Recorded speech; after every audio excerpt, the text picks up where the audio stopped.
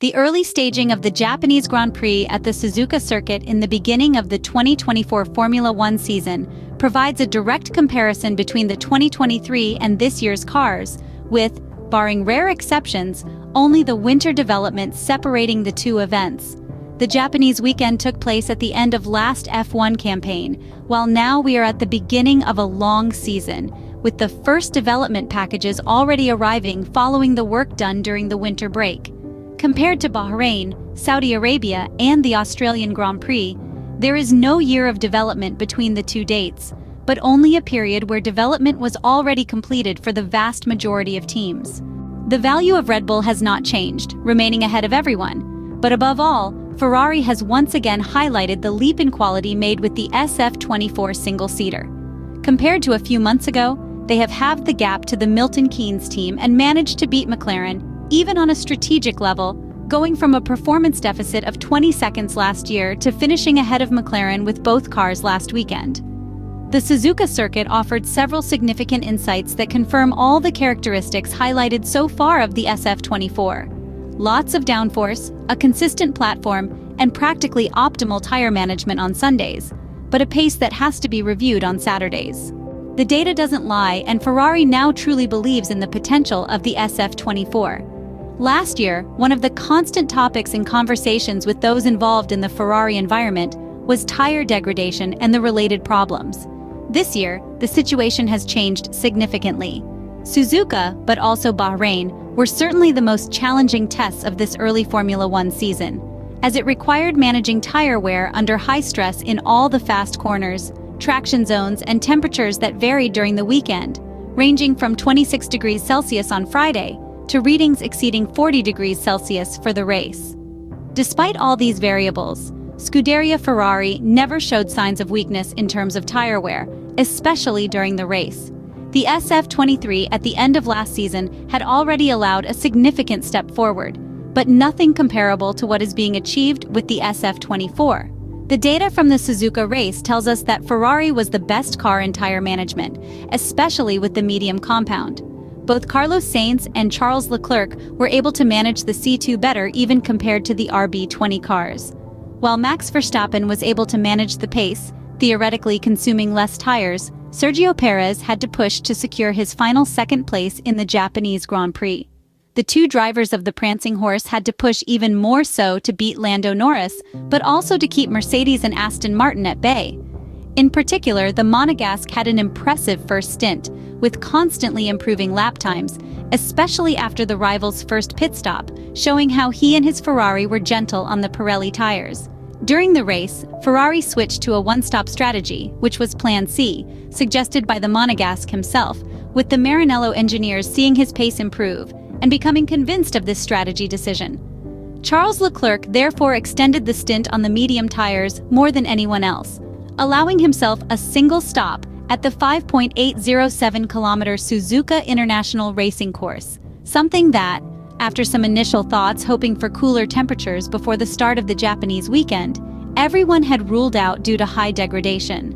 Interestingly, only Kevin Magnussen tried a similar strategy, but not with the same success.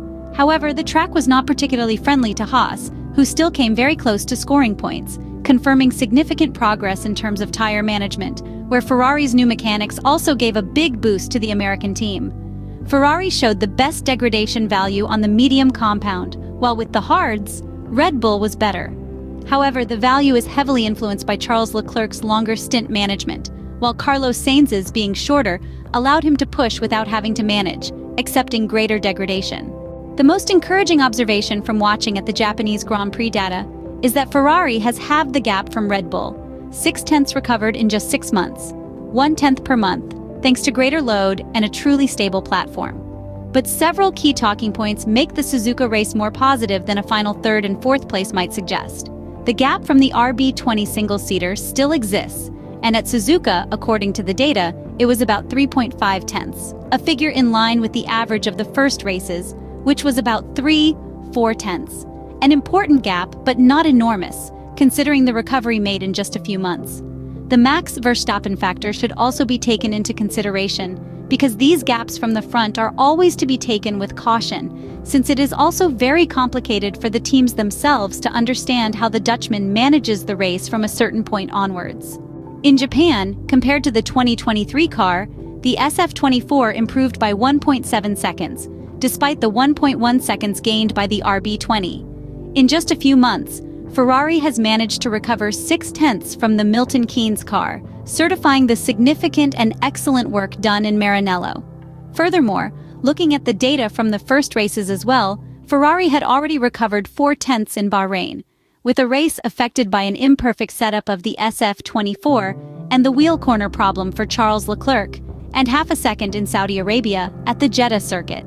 This value is even better at Suzuka because the qualities of the SF-24 adapt much better to the Japanese track compared to the SF-23, which had its main weakness in the medium-fast corners, a characteristic that has now turned into strengths. At Suzuka, there was further confirmation that, in terms of generated aerodynamic load, the SF-24 project is like day and night compared to the previous problematic Ferrari F1 car. There's much more downforce and, above all, a much more stable aerodynamic platform, which has allowed for a significant improvement in cornering and setup optimization. In the Japanese Grand Prix, Ferrari confirmed itself to be very competitive at medium speeds, recovering there much of the gap it paid compared to Red Bull at high speeds. In Maranello, it will be necessary to work on the execution of the qualifying time to squeeze the potential of the car to the maximum, as ensuring a start on the first or second row can enable them to implement what Vasseur has said several times, namely to increase the pressure on Red Bull, exploiting, if necessary, any mistakes by the Anglo-Austrian team, like what happened at the Albert Park circuit in Australia. All of this while pending substantial developments, which could further narrow the performance gap between the SF-24 and the RB20 car. Unless Red Bull slipped up with its car development over the winter, it always seemed unlikely Ferrari would close the gap in the first half of the season. Even now, it's hard to imagine anyone challenging Verstappen in a straight fight until major upgrades are introduced. But the clear step made at the start of the season has generated a degree of hope at Ferrari that such a feat will become possible. Vasseur hinted that making the step forward in tire management over the winter has come at the cost of some outright performance, but the net gains versus Red Bull have been clear when comparing last year's gaps at the checkered flag to this year's. At the Bahrain International Circuit, Carlos Sainz was 23 seconds closer to Max Verstappen than he had been in 2023. At the Jeddah circuit in Saudi Arabia, the gap was 17 seconds smaller the last year. In Australia, Ferrari took a 1-2 victory after Max Verstappen retired, and in Japan, the gap was 20 seconds smaller than the same race 6 months ago. Overall, this is a decent step forward for the Maranello team. The target for Scuderia Ferrari is now to try and put Red Bull under some more pressure, especially with Sergio Perez, while waiting for the SF-24 aerodynamic package that should play a key role in determining the performance and handling of the Ferrari 2024 F1 car.